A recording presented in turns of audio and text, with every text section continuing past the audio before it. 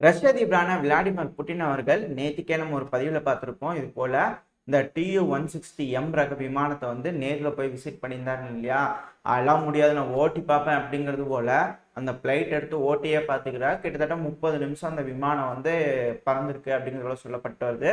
அதுக்கப்புறம் வந்து அவர் பேட்டி வேற கொடுத்துக்கிறாரு.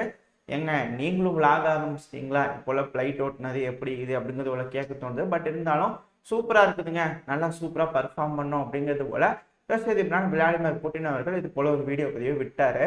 அதாவது இது ஒரு பாம்பர், அதிநவீனமான பாம்பர். இப்ப எதுக்கு ரஷ்யாவோட அதிபர் இந்த பாம்பர் ஏறி பறக்கணும்? அதுவும் 4 பாம்பர் வந்து பாத்தீங்கன்னா பெருமளவுல களத்துல இறக்கி விட்டுருக்குறாங்க ரஷ்யா. இப்போ அந்த பாம்பர் விமானம் ரெடியா இருக்கு. இதுக்கு துணையா Su-57 ரஷ்யாவோட ஸ்டெல்த் ஃபைட்டர் ஜெட்ஸ் துணையா நிற்கும். ஸோ இதெல்லாம் வச்சு பார்க்கும்போது ரஷ்யா ஒரு மிகப்பெரிய அட்டாக் உக்ரைன்ல பண்றதுக்கு தயாரா இருக்கிறாங்க.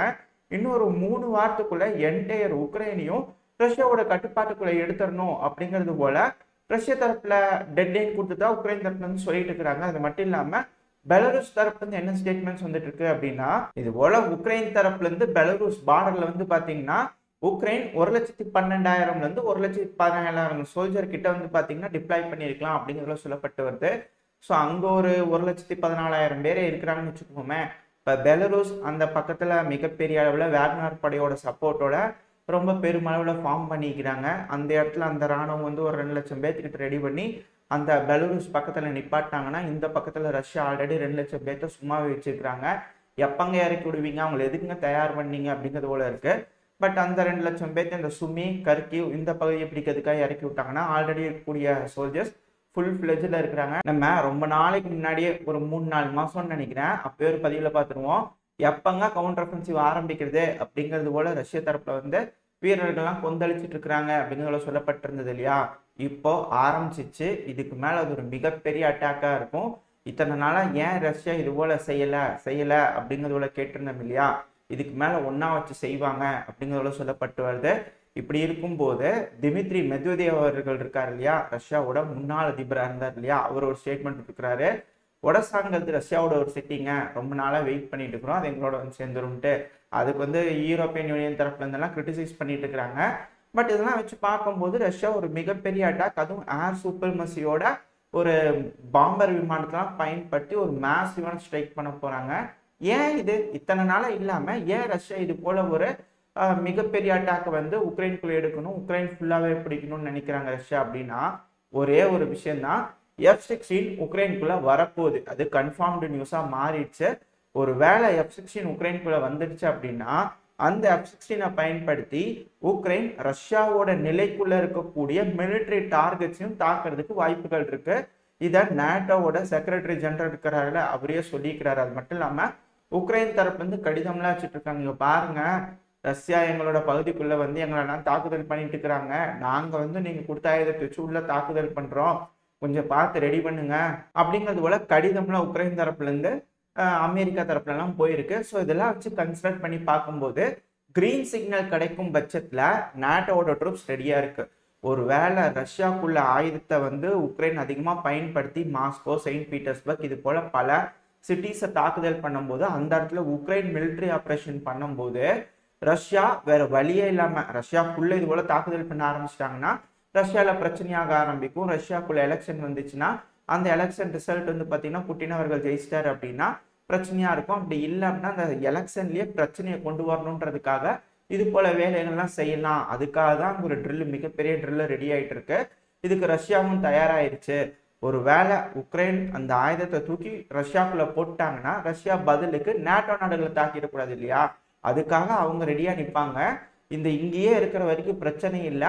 ஒரு வேளை இந்த உக்ரைன் வந்து ரஷ்யாக்குள்ள அதிகமா தாக்குதல் பண்றதுனால காரணம் நீங்க தான், அதனால நாங்க உங்களை அடிப்போம் அப்படிங்கிறது போல ரஷ்யா அடிச்சிட்டாங்கன்னா அப்புறம் பிரச்சனை பெருசாயிரும் இல்லையா? ஏன்னா திரும்ப திரும்ப இந்த டைலாக் சொல்லிட்டே இருக்கிறாங்க, பேர்ல் ஹார்பர் எஃபெக்ட் வந்து நடக்கிற வரைக்கும் வெயிட் பண்ணக்கூடாது, பேர்ல் ஹார்பர் எஃபெக்ட் நடந்துரும் அப்படிங்கிறத சொல்லிட்டு இருக்கிறாங்களே, அது இதுதான் அந்த எஃபெக்ட். காரணம் என்ன, உக்ரைன் ரஷ்யாவை தாக்கும் போது ரஷ்யா யூரோப்பியன் யூனியனை தாக்கிட்டாங்கன்னா அது வேர்ல்டு வாரா மாறிடும். அந்த சமயம் வரைக்கும் வெயிட் பண்ணக்கூடாது அப்படின்னு அவங்க சொல்றாங்க. பட் ஆனா அது வரைக்கும் விடக்கூடாது, இப்பவே அழுத்தி பிடிச்சி முடிச்சிடணும் அப்படிங்கிறதுல ரஷ்யா தெளிவா இருக்காங்க. அதனால பாம்பரை களமிறக்குறாங்க அப்படிங்கிறதுல சொல்லப்பட்டு வருது. ஏன்னா யூரோப் வந்து முடிஞ்சிருச்சு, அவ்வளவுதான். இதுக்கு மேல அவங்களால எதுவும் செய்ய முடியாது. உதவிகளை செய்யணும்னு நினைச்சாலும் அங்கேயே ஃபார்மர்ஸ் எல்லாம் ப்ரொடெஸ்ட் பண்ணிட்டு இருக்காங்க. இப்போ ஸ்பெயின்ல கூட வந்து பாத்தீங்கன்னா மிகப்பெரிய அளவில் ப்ரொடெஸ்ட் எல்லாம் போயிட்டு இருக்கு. ஸோ இதெல்லாம் வச்சு பார்க்கும்போது உக்ரைனுக்கு வந்து கொஞ்சம் கொடுக்க முடியும், இந்த ஆர்ட்லரிஸ் இது போல கொடுக்க முடியும். பட் ஆனால் ரஷ்யா வந்து தோக்கடிக்க முடியாது.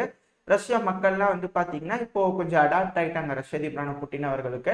எதிர்த்தெல்லாம் யாரும் போக மாட்டாங்க. அது மட்டும் இல்லாம மிக முக்கியமான ஒரு மூவ் என்னன்னா அலெக்சி நாவல்னி அவர்களோட மரணம். இந்த மரணம் மட்டும் நடக்காம இருந்துச்சுன்னா இப்ப ரஷ்ய அதிபரான புட்டின் அவர்களை இந்த பாபாயா வாங்கவா அவங்கள சொல்றாங்க இல்லையா, அதெல்லாம் சொல்றபடி புட்டின் அவர்கள் வந்து அசாசினேட்டே பண்ணாலும் ரஷ்யாவை ஆள போற அந்த நபர் யாரு, அது மேற்குலக நாடுக்கு ஆதரவான ஒரு நபர்ல வரணும். டிமித்ரி மெத்வதேவ் அவர்கள் வந்து உட்காந்தாலும் அழுத்தி பிடிச்சி முடிச்சிருவார் இல்லையா, அதுதான் இங்க இருக்க போது. இப்போ வந்து அதை ரீப்ளேஸ் பண்றதுக்கான ஆளு ரஷ்யால யாரும் இல்லை. இப்போ நாவல்னி அவர்களோட தம்பி இருக்காங்களா, அவங்க மேலேயும் கேஸை போட்டுக்கிறாங்க. கூடி சீக்கிரத்தில் அவரையும் முடிச்சு விட்டாங்க அப்படின்னா ரஷ்யாவோட அந்த பொலிட்டிக்கல் ஸ்ட்ரென்த் வந்து அதிகமாயிடும். ஸோ அவரை ஒரு வேலை அசாசினேட் பண்ணாலும் அந்த இடத்துல அவரை கூட கொடுமையா அட்டாக் பண்ற ஒரு ஆள் தான் வந்து உட்கார போறாங்க.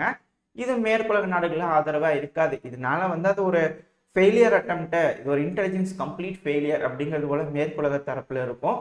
ஸோ இதுக்கு மேல வந்து அவரை பதவி விட்டு கீழே இருக்கிறது அப்படிங்கிறதுலாம் ஆகாது. நேருக்கு நேர் மோதி தான் ஆகணும்.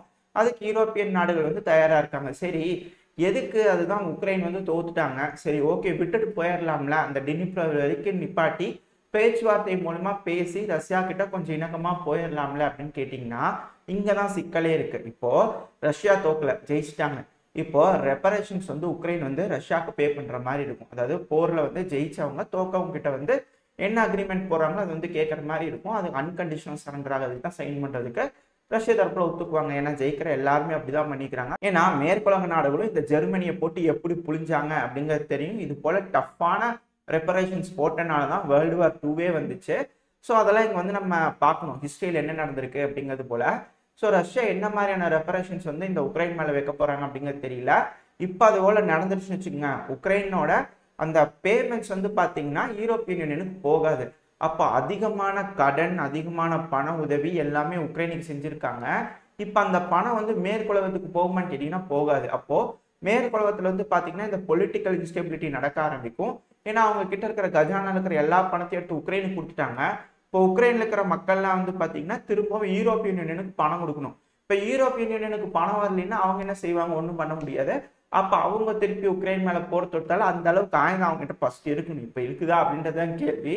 பட் அவங்க எடுத்து பண்ணாலும் என்ன கிடைக்க போகுது, ஏன்னா பெரும்பான்மையான பகுதி வந்து பாத்தீங்கன்னா ரஷ்யா பிடிச்சிட்டாங்க. இண்டஸ்ட்ரியல் ஏரியாஸ் எல்லாமே ரஷ்யா கிட்ட வந்துருச்சு. உக்ரைன்ல இருக்கிறது வெறும் விவசாய நிலம் தான். அந்த விவசாய நிலத்தை ஃபுல்லா மேற்குலக நாடுகள் கட்டுப்பாட்டுக்குள்ள எடுத்துக்கிட்டாலும் என்ன நன்மை அங்க இருக்கக்கூடிய மக்களுக்கு செய்ய முடியும் அப்படின்ற கேள்வி வருது இல்லையா. அது மட்டும் இல்லாம இப்ப ஜெலன்ஸ்கி அவர்கள் உட்காந்து கணக்கு போட்டாரு இல்லையா, ஒரு நபர் 30,000 to 35,000, அதாவது அந்த ஹரின்யாஸா உக்ரைனோட கரன்சி, அந்த பணத்துல இருந்து 30,000 to 35,000 வந்து உக்ரைனோட கவர்மெண்ட்டுக்கு வந்து டாக்ஸா பே பண்ணணும்னு கணக்கு போட்டாங்க இல்லையா. இதுக்கப்புறம் ஜெலன்ஸ்கி அவர் உட்காந்து இந்த போர்ல தோத்துட்டாருன்னு வச்சுக்கோங்களேன், உட்காந்து கணக்கு போடும்போது ஒரு நபர் வந்து பாத்தீங்கன்னா 1 லட்சத்துல 2 லட்சம் 3 லட்சம் வரைக்கும் வந்து பாத்தீங்கன்னா ஹரின்யாஸ் டாக்ஸா கவர்மெண்ட்டுக்கு கட்டினாதான் நம்ம கவர்மெண்ட் அந்த பணத்தை கொண்டு போய் வாங்கின கடன் அடிக்கிறதுக்கு மேற்குலகத்துக்கு கொடுக்க முடியும். அதனால என்ன பண்ணுங்க, ஒரு நபர் இத்தனை மணி நேரம் வேலை செய்யுங்க, அதாவது ஒரு நபர் தோராயமா ஒரு 20 மணி நேரத்துக்கிட்ட வேலை செய்யுங்க, ஒரு 4 மணி நேரம் தூங்கினா போதும், மேற்குலக நாடுகள் வந்து எந்த வேலை சொல்றாங்களோ அதை கேட்டு நடந்துக்குங்க அப்படிங்கிறது போல இங்கிருந்து வேலை கணிச்சு வச்சா மட்டும்தான் அங்க இருக்கிறவங்க ஏதோ வேலையை வாங்கிட்டு ஏதாவது பண்றதுக்கு பண்ண முடியும். அப்படி இல்லைன்னா ஒன்றும் பண்ண முடியாது. அது மட்டும் இல்லாம இந்த உக்ரைனோட மேற்கு பகுதி இருக்கு இல்லையா, நிறைய ஃபேக்டரிஸ், ரீகன்ஸ்ட்ரக்ஷன் இது போல விஷயம்லாம் வருதுங்கிறாங்க இல்லையா. இதுல வந்து ஒரு வேலை இந்த டினிப்பர் ரிவருக்கு மேற்கு பக்கத்துல இருக்கிறது போல இந்த மேற்குலக நாடுகளை வச்சுக்கிட்டோம். டினிப்பர் ரிவருக்கு ரைட் ஹேண்ட் சைடு, அதாங்க கிழக்கு பகுதியில் இருக்கிறது பூரா வந்து ரஷ்யா எடுத்துக்கிட்டாலும் இப்போ அந்த மேற்கு பகுதியில் எம்டிஆ லேண்ட் இருக்கு இல்லையா, அதெல்லாம் பெரும்பான்மையான லேண்டு மேற்குலகத்தில் இருக்கிறவங்க வாங்கிட்டாங்க. அந்த லேண்ட்ல வந்து ஃபேக்ட்ரிஸ் கட்டுறாங்க, இதெல்லாம் செய்யறாங்க, ரீகன்ஸ்ட்ரக்ஷன் பண்றாங்க. அந்த ஃபேக்ட்ரிஸ்க்கு ஸ்லேவரியா இவங்கெல்லாம் போய் வேலை செய்வாங்க. இந்த மக்கள் போய் வேலை செஞ்சுதான் ஆகணும், வேற வழி இல்லை, ஏன்னா கடன் கட்டி தான் ஆகணும். இப்போ அந்த ஃபேக்ட்ரியில இருக்கக்கூடிய விஷயம்லாம் இந்த மேற்குலக நாடுக்கு எதெல்லாம் வேணுமோ அதெல்லாம் அந்த உக்ரைன்ல இருந்து போயிடலாம். அது மட்டும் இல்லாம இப்ப இந்தியா, சீனா இது போல நாடுகளை நம்பி இல்லாம ஃபேக்டரிஸா உக்ரைனோட மேற்கு பகுதியில் அமைச்சு அதை மேற்குலக நாடுகள் கட்டுப்பாட்டுக்குள்ள எடுத்து அங்கிருந்து முறுக்கி புழிஞ்சு வாங்கிடலாம் வேலையை, அதை வந்து ஃபேக்ட்ரி ஹப்பாக வச்சுக்கலாம், நம்மளோட அவுட்ரு இடத்துல வந்து ஃபேக்ட்ரியாக வச்சுக்கிறதுக்கு யூரோப்லேயே ஒரு இடம் இருக்கட்டும், அது ஃபுல்லாக நம்மளோட கட்டுப்பாட்டுக்குள்ள இருக்கட்டும் அப்படிங்கிறது போல திட்டம்லாம் வச்சிருக்கதா புருடா இன்டெலிஜென்ஸ் விங் போலியான தகவல்லாம் கொடுக்குது. இதெல்லாம் நடக்குதா என்ன அப்படிங்கிறத பொறுத்து வந்து பார்ப்போம். அந்த ஒரு காரணத்தினால்தான் ரஷ்ய அதிபரான விளாடிமிர் புட்டின் அவர்கள் சொல்லியிருப்பாரு, இங்க பாருங்க இப்போ போலாண்டு உள்ள வந்து லிவிவ் லுட்டஸ்லாம் தொடர வேலையை வச்சுக்காதீங்க அப்படிங்கிறதுல மிரட்டல் விட்டுருந்தாரு. ஸோ இந்த பிரச்சனை எஸ்கலேட் ஆக போது. ஒன்ஸ் இந்த ரஷ்யா ஃபுல் ஃபிளெஜ்டா அழுத்தும் போது மேற்குலக நாடுகளுக்கு வேற வழியே இல்லை, விட்டு தர முடியாது. அப்படி விட்டு கொடுத்துட்டாங்கன்னா திவாலாயிரும் மேற்குலக நாடுகள். ஸோ அவங்க திவாலாயிட்டாங்கன்னா அது ஒரு செயின் எஃபெக்ட், ட்ரிபிள் எஃபெக்ட் மாதிரி எல்லாமே திவாலாக ஆரம்பிச்சுவாங்க. ஆனால் இந்த ஏஷியன் கண்ட்ரிஸ்லாம் வந்து பார்த்தீங்கன்னா மார்க்கெட்ஸை உலகத்தில் இருக்கிற பல நாடுகள்கிட்ட எக்ஸ்ப்ளோர் பண்ணிட்டு இருக்காங்க.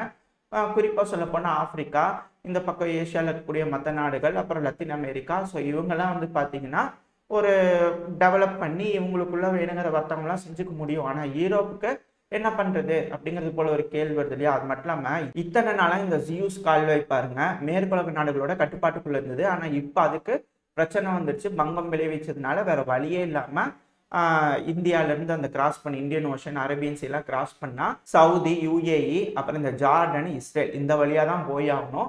ஸோ அதுதான் அவங்களுக்கு பாதுகாப்பாக இருக்கும், அவங்க கொண்டு போகிற பொருளுக்கு பாதுகாப்பாக இருக்கும், வேற ஒருத்தவங்களோட கட்டுப்பாடு இல்லாமல் இருக்கும். அப்படி இல்லைன்னா வேற வழியே இல்லை.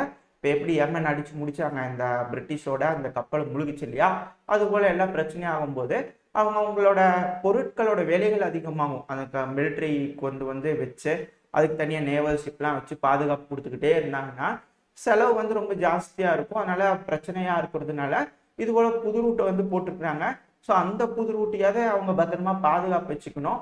அந்த பாதுகாப்பு பண்ணாலும் யூரோப்போட இப்போ ஜெர்மனிலாம் திவாலாயிடுச்சு, பிரான்ஸ் திவாலாக போகுது, அப்புறம் ஜப்பான்ல திவாலாயிருக்கு. திவாலாகுதுன்னா அந்த நாட்டில் இருக்கிற மக்கள் யாருமே வாங்குறதுக்கு தயாரா இல்லை. அவங்க யாருமே வாங்குறதுக்கு தயாரா இல்லைன்னா, உதாரணத்துக்கு சொல்றேன், இந்தியாவில் வந்து பனியன் கம்பெனி இருக்குது, இங்கேருந்து ஏற்றுமதி பண்ணோம்னா அங்கே யூரோப்பில் யாராவது வாங்கினா தான் இந்தியாவிலேருந்து ஏற்றுமதி பண்ண முடியும், இல்லை பண்ண முடியாது இல்லையா. அப்போ அதே போல தான். பட் நம்ம பனியனை வேற யாருக்கு வேணாலும் விற்கலாம், வாங்குறதுக்கு அவங்க தான் இருக்கிறாங்கன்ட்டு இல்லை. ஆனால் அவங்களால வாங்கவே முடியலன்னா அந்த அரசாங்கம்லாம் அவ்வளோதான் முடிஞ்சிச்சு. ஏன்னா இத்தனை நாளாக இந்த ஆப்பிரிக்கா நாடுகளில் இருக்கக்கூடிய உழைப்பை சுரண்டி வாழ்ந்துட்டு இருந்தாங்க இல்லையா. இப்போ அதெல்லாம் இல்லை, அவங்க கடினமாக உழைக்க வேண்டிய கட்டாயத்துக்கு தள்ளப்படுறாங்க. அதுதான் இங்கே பெரும் பிரச்சனையாக இருக்க போது யூரோப்பியன் யூனியனுக்கு. இதுக்கப்புறம் இந்த யூரோப் வந்து சிக்கல்ல இருக்கனால இந்த பிரச்சனை எஸ்கலேட் ஆகி இதை விடவே கூடாது அப்படின்னு இந்த அளவுக்கு எக்ஸ்ட்ரீமாக போயிட்டு இருக்காங்க. இந்த பிரச்சனை இப்போ முடியுமா முடியாதா? அதாவது ரஷ்யா இந்த ஏர் சுப்பர்மசியை யூஸ் பண்ணி உக்ரைன் அழுத்தி பிடிச்சிட்டாங்க அப்படின்னா அதை யூரோப்பியன் யூனியன் கண்டிப்பாக ஏற்றுக்க மாட்டாங்க. அப்படி ஏற்றுக்கிட்டாங்கன்னா பிரச்சனை முடிஞ்சு, ஏற்றுக்கலன்னா இது 3ஆம் உலக போர் அப்படிங்கிறதோட சொல்லப்பட்டு வருது. அப்படியா என்னன்றதை பொறுத்திருந்து பார்ப்போம். இதோட இந்த பதிவு நம்ம முடிச்சுக்குவோம். இந்த பதிவு எப்படி இருந்துச்சு, உங்களுக்கு பிடிச்சிருக்கா? பிடிச்சுன்னா லைக் பண்ணுங்க, உங்க ஃப்ரெண்ட்ஸ் அண்ட் ஃபேமிலியோட ஷேர் பண்ணிக்கோங்க. அது கூடவே மறக்காம இந்த பதிவு பற்றின உங்களோட கருத்துக்களை கமெண்ட் செக்ஷன்ல சொல்லுங்க. இந்த பதிவு நல்லா இருந்துன்ற நம்பிக்கையில் அடுத்த பதிவில் உங்களை சந்திக்கிறேன். அது வரைக்கும் ஸ்டே சேஃப். By by.